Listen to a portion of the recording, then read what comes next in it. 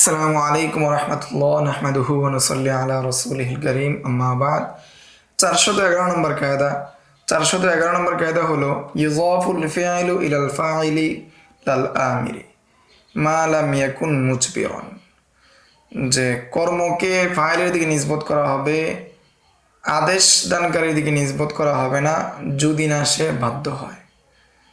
যদি তাকে বাধ্য করা হয় তাহলে আদেশদাতার দিকে নিসবত করা হবে, অন্যথায় ফাইলের দিকে নিসবত করা হবে। যে কাজ করেছে, যার আদেশে হত্যা করেছে তাকে দোষারোপ করা হবে না, বরং যে হত্যা করেছে তাকে দোষারোপ করা হবে। তবে যদি আদেশদাতা বাধ্য করে হত্যা করতে, তাহলে আদেশদাতাকে গণ্য করা হবে। এটা হলো কায়দার শাব্দিক অর্থ, মিম জিম দ্বারা উদ্দেশ্য মাজালাতুল আহকামিল আদলিয়া। কিন্তু বর্তমান প্রেক্ষাপটে জামানার হরফের পরিবর্তনের কারণে এখন মুবাশির যে না মুতাসাব্বিব যে, তাকেও কি করা হবে, গণ্য করা হবে, তার উপরও কি জামান আসবে। এটাই বলা হয়েছে 411 নম্বর কায়দা, ইযাফুল ফি'লি ইলাল ফাইলি লাল আমিরি মা লাম ইয়াকুন মুজবিরান। 412 নম্বর কায়দা, يعتبر في الدعاوي مقصود القسمين في المنازعة دون الظاهر كأفراد উদ্দেশ্য উসুল কারখি থেকে এই কায়দা বা মূলনীতি গ্রহণ করা হয়েছে।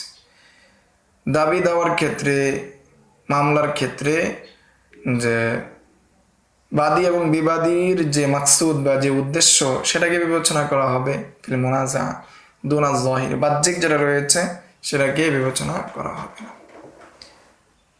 এখন যদি মুদা, যার কাছে আমানত রাখা হয়েছে, তার কাছে যদি আমানতের মাল ফেরত দেওয়ার জন্য অনুসন্ধান করা হয়, এমত অবস্থায় মুদা যদি বলে আমি তোমাকে দিয়েছি, তাহলে আর যদি মুদা বলে যে তুমি কি ফিরিয়ে দাও নাই, তুমি দাও নাই, তাহলে এমত অবস্থায় মুদার কৌল গ্রহণ করা হবে। কেননা মুদা কি কথা বলছে সেটা কি বারাআতু জিম্মা, সেটা কি যাহিরের উপর। এটাই 412 নম্বর কায়দা, ইয়াতাবারু ফি দাআওয়ি মাকসুদুল খাসমাইন ফিল মুনাজাআ দুনা যাহির। মামলার ক্ষেত্রে, দাবি দেওয়ার ক্ষেত্রে যখন পরস্পর কি হয়, বিরোধ হয়, তখন বাহ্যিক অবস্থায় কি করা হয়, লক্ষ্য করা হয়, মাকসুদেই লক্ষ্য করা হয়, বাহ্যিক অবস্থায় কি করা হয় না, লক্ষ্য করা হয় না। কাফরাদার উদ্দেশ্য উসুল কারখি। 413 নম্বর কায়দা, ইউতাবারুল ওয়াসফু ফি গায়রিল মুআয়্যানি লা ইউতাবারু ফিল মুআয়্যানি। গুণাবলী বিবেচনা করা হয়, গুণ বিবেচনা করা হয় গায়রে মুআয়্যানের ক্ষেত্রে, আর মুআয়্যানের ক্ষেত্রে, নির্দিষ্ট হওয়ার ক্ষেত্রে গুণাবলী বিবেচনা করা হয় না। সিনিয়র ওদার উদ্দেশ্য সরসিয়র কাবির। উদাহরণ হিসেবে দেওয়া হয়েছে, কেউ যদি বলে যে লা উকাল্লিমু হাযা শাব, যে আমি এই যুবকের সাথে কথা বলবো না, এমন অবস্থায় সে যদি বৃদ্ধ হয়ে যায় আর সেই ব্যক্তির সাথে সে কথা বলে, তাহলেও সে কি হয়ে যাবে, হানেস হয়ে যাবে। আর যদি কেউ বলে অনির্দিষ্টভাবে লা উকাল্লিমু শাবান, আমি কোনো যুবকের সাথে কথা বলবো না, এমন অবস্থায় সে যদি বৃদ্ধদের সাথে কথা বলে, তাহলে সে হানেস হবে না। কেননা এখানে যেহেতু এখানে গায়রে মুআয়্যান, লা উকাল্লিমু শাবান, এখানে গায়রে মুআয়্যান, সেই হিসাবে এখানে ওয়াসফ হিসেবে কি হবে না, ওয়াসফটা বিবেচনা করা হবে, অর্থাৎ যুবককে বিবেচনা করা হবে, বৃদ্ধকে বিবেচনা করা হবে না। প্রথম কথা লা উকাল্লিমু হাযা শাবা, এখানে ব্যক্তিকে কি করা হচ্ছে, নির্দিষ্ট করা হচ্ছে। ব্যক্তিকে যেহেতু নির্দিষ্ট করা হচ্ছে মুআয়্যান, সেই জন্য এই ব্যক্তি বৃদ্ধ হলেও তার সাথে যদি কেউ কথা বলে, যে কসম করেছে সে যদি কথা বলে, তাহলে সে হানেস হিসাবে বিবেচিত হবে। 414 নম্বর কায়দা, ইউগতাফারু ফিল ইবতিদা মা লা ইউগতাফারু ফিল বাকা।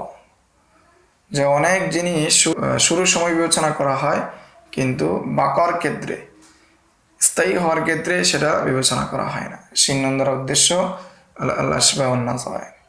কেমন, যেমন কাউকে যদি কাজী পদে নিয়োগ দিতে হয়, তাহলে সে আদিল হতে হবে, এটা শুরুর দিকে কি করা হবে, বিবেচনা করা হবে।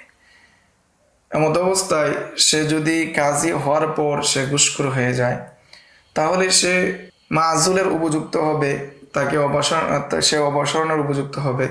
তবে যদি তাকে অপসারণ না করানো হয়, তাকে যদি পদ থেকে অব্যাহতি না দেওয়া হয়, তাহলে সে অপসারিত হবে না। এটাই 414 নম্বর কায়দা, ইউগতাফারু ফিল ইবতিদা মা লা ইউগতাফারু ফিল বাকা। 415 নম্বর কায়দা হচ্ছে ইউগতাফারু ফিত তাওয়াবি'i মা লা ইউগতাফারু ফি গায়রিহা। দ্বারা উদ্দেশ্য আল আশবাহ ওয়ান নাযায়ের। আল আশবাহ ওয়ান নাযায়ের থেকে এই কায়দা বা মূলনীতি গ্রহণ করা হয়েছে যে অনেক ক্ষেত্রে তাওয়াবের ক্ষেত্রে কি করা হবে, বিবেচনা করা হবে, কিন্তু সেটা অন্য কিছুর ক্ষেত্রে বা আসলের ক্ষেত্রে বিবেচনা করা হবে না। উদাহরণ হিসেবে কোনো ফজলি ব্যক্তি যদি এসে বলে যে তোমাদের স্বামী স্ত্রীর মধ্যে রদাআতের সম্পর্ক রয়েছে, তাহলে এই রদাআতের সম্পর্ক কে যে রয়েছে কথা বলাটা কি গ্রহণ করা হবে না। কেন হবে না? এর মাধ্যমে মানে যেটা আবশ্যক হয় তালাক, যেটা আসল, সেটা কি হবে না, বিবেচ্য করা হবে না।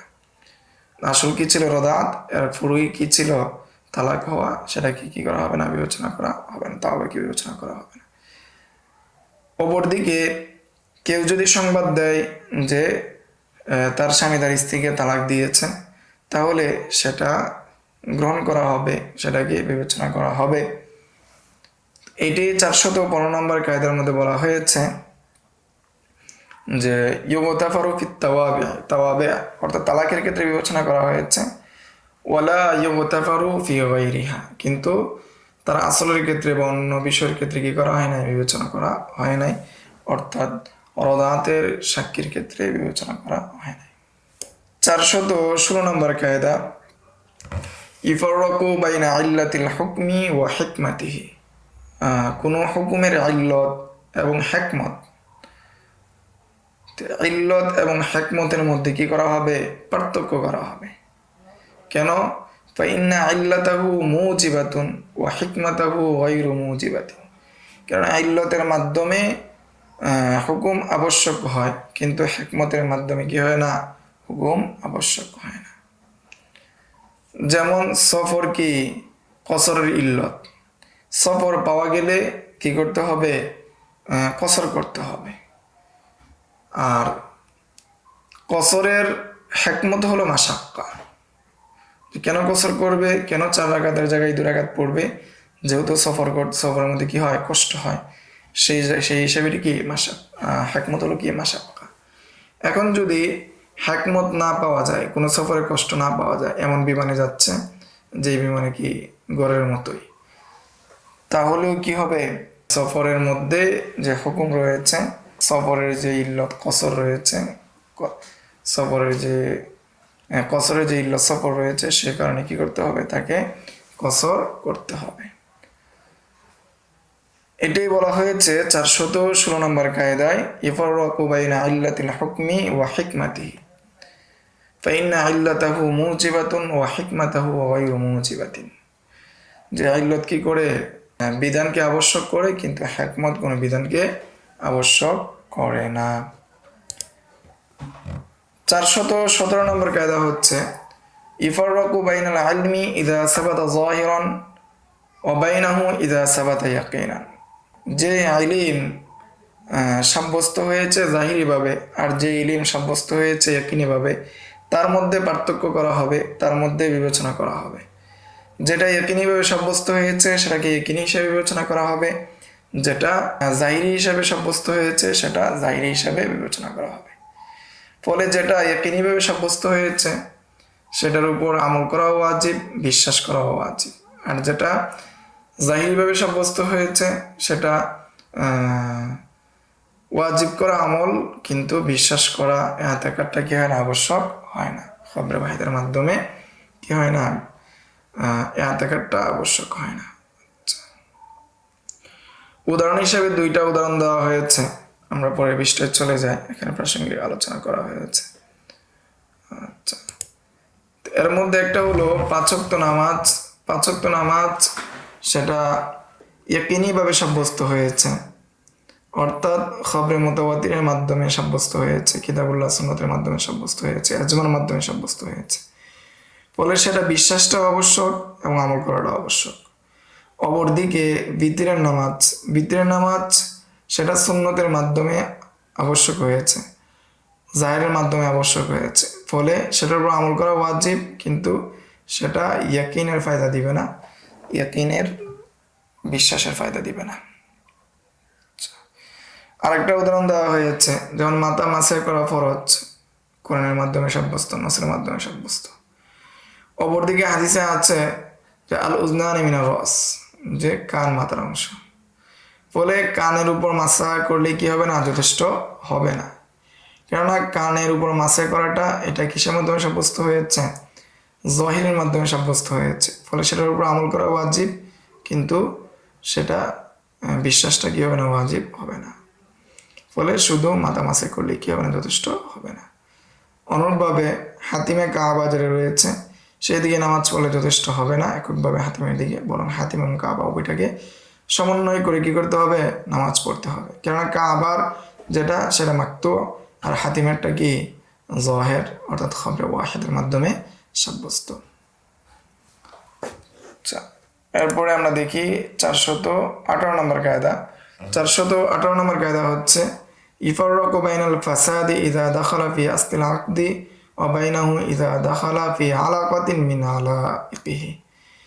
যদি মূল চুক্তির মধ্যে ফাসাদ অন্তর্ভুক্ত হয়, আর বা তার প্রাসঙ্গিক কোনো বিষয়ে যদি চুক্তির প্রাসঙ্গিক কোনো বিষয়ে যদি ফাসাদ অন্তর্ভুক্ত হয়, তাহলে দুটার মধ্যে পার্থক্য করা হবে। যদি মূল চুক্তির মধ্যে ফাসাদ অন্তর্ভুক্ত হয়, তাহলে সেই ফাসাদ ভেঙে যাবে, ফাসাদ আকদ বাতিল হয়ে যাবে। আর যদি তার প্রাসঙ্গিক কোনো বিষয়ের মধ্যে ফাসাদ অন্তর্ভুক্ত হয়, তাহলে চুক্তি ঠিক থাকবে ওই ফাসাদ চলে যাওয়ার মাধ্যমে। উদাহরণ হিসেবে এখানে দেওয়া হয়েছে, কেউ যদি কোনো গোলাম ক্রয় করে যে বি আলফি দিরহামিন ওয়া রিতলিন মিন খামরিন, যে কেউ যদি কোনো গোলাম বিক্রয় করে 1000 দিরহাম এবং 1 রিতিল মদ, এমত অবস্থায় যদি মদটাকে বাতিল করেও দেয়, তারপরেও কি বাইটা ফাসাদ হয়ে যাবে। আর কেউ যদি মূল্য পরিশোধের মেয়াদ নির্ধারণ না করে বিক্রি করে, বরং বলে যে যেদিন আমার ফসল কাটা হবে সেদিন তোমাকে টাকাটা দিয়ে দিব, তাহলে সেই বিক্রয়টা বাতিল বলে গণ্য হবে। সেই বিক্রয়টা কি হিসেবে গণ্য হবে? বাতিল হিসেবে গণ্য হবে। ফলে এখন যদি ইয়ামুল হাসাদ, অর্থাৎ যেদিন ফসল কাটা হবে সেদিন মূল্য দেওয়া হবে, সেটাকে বাদ দিয়ে তারিখ উল্লেখ করে ফেলে যে অমুক দিন দিব, জানুয়ারি মাসের 1 তারিখে দিব অথবা ফেব্রুয়ারির 2 তারিখে দিব, তাহলে যেহেতু তার সম্পৃক্ত বিষয়ে ফাসাদ চলে আসছিল, সেটা বাতিল হয়ে গিয়েছে, সেই হিসাবে আকদ বিশুদ্ধ হয়ে যাবে। এটাই 418 নম্বর কায়দা, ইফাররাকু বাইনাল ফাসাদি ইযা দাখালা ফি আসলিল আকদি ওয়া বাইনাহু ইযা দাখালা ফি আলাকাতিন মিন আলাইকিহি। কাফরা দ্বারা উদ্দেশ্য উসুলুল কারখি থেকে এই কায়দা বা মূলনীতি গ্রহণ করা হয়েছে। 419 নম্বর কায়দা, ইফাররাকু ফিল ইখবারি বাইনাল আসলি ওয়াল ফারঈ ওয়া ক্বাদ ইয়াসবুতুল ফারউ ওয়া ইন লাম ইয়াসবুতিল আসলু। কখনো আসলের খবর এবং ফারার খবরের মধ্যে কি করা হবে? পার্থক্য করা হবে। দেখা যায় কখনো ফরাটা কি হয়ে যায়? সাব্যস্ত হয়ে যায়, যদিও কি আসল সাব্যস্ত হয় না। তার উদাহরণ পূর্বে গিয়েছে যে কেউ যদি রদাআতের সংবাদ দেয় স্বামী স্ত্রীর মধ্যে, তাহলে এই রদাআতের সংবাদ দিলে কি হবে না? সেটা গ্রহণ করা হবে না। কিন্তু কেউ যদি তালাকের সংবাদ দেয় অথবা খোলার সংবাদ দেয়, তাহলে গ্রহণ করা হবে। এখানে পড়াটা কি হয়ে যায়? সাব্যস্ত হয়ে যায়, অর্থাৎ তালাকটা সাব্যস্ত হয়ে যায়, অথচ রদাআতের বিষয়টা কি হয় না? সাব্যস্ত হয় না মহিলার সাক্ষীর মাধ্যমে। যদি বাইনা থাকে তাহলে অবশ্যই সাব্যস্ত হবে। 420 নম্বর কায়দা হচ্ছে ইউকবালু কওলুল মুতারজিমি মুতলাকান। দুভাষীর কুল, মুতারজিমের কুল মুতলাকভাবে গ্রহণ করা হবে, বিবেচনা করা হবে। মিম জিম দ্বারা উদ্দেশ্য মাজাল্লাতুল আহকামিল আদলিয়া, শিন নুন দ্বারা উদ্দেশ্য আল আশবা ওয়ান নাযায়ের। তাহলে আল আশবাহ নাজায়ের থেকে এই কায়দা বা মূলনীতি গ্রহণ করা হয়েছে এবং মাজাল্লাতুল আহকামিল আদলিয়া থেকে এই মূলনীতি বা কায়দা গ্রহণ করা হয়েছে। যদি হাকেম বাদী বিবাদীর কথা না বোঝে এবং সাক্ষীর কথা যদি না বোঝে, এমত অবস্থায় হাকেম দুইজন দুভাষী মুতারজিম তর্জুমানের বিজ্ঞ মুতারজিমের কৌলের উপর বিবেচনা করে কি দিতে পারে, ফয়সালা করতে পারে। তা এখানে যে বলা হয়েছে ইয়কুবাল কৌলুল মুতারজিমি মুতলাকান, মুতলাকান যে বলা হলো, তো মুতলাক দ্বারা উদ্দেশ্য হলো হুদুদ এবং অন্যান্য যা আছে সব কিছুর ক্ষেত্রে কি করা হবে, গ্রহণ করা হবে। এটা হলো শাইখানের অভিমত, অর্থাৎ ইমাম আবু হানিফা এবং ইমাম আবু ইউসুফের অভিমত। কিন্তু ইমাম মুহাম্মদ রহমতুল্লাহি আলাই এর বিপরীত মত পোষণ করেন। কিন্তু শর্ত হলো, দুই ইমামের জন্য শর্ত হলো সে কি হতে হবে, ইয়াকুনা বাসীরান ওয়া আদলান, বিচারক, সে বিচারক এবং কি তুর্জমান, সে কি হতে হবে, বাসীর হতে হবে এবং আদেল হতে হবে। তাহলে আমরা আজকের এই দর্শে 420 নম্বর কায়দা পর্যন্ত আলোচনা করেছি। সামনের দর্শে আমাদের ধারাবাহিক আলোচনার প্রেক্ষাপটে শেষ হয়ে যাবে কায়দাগুলো।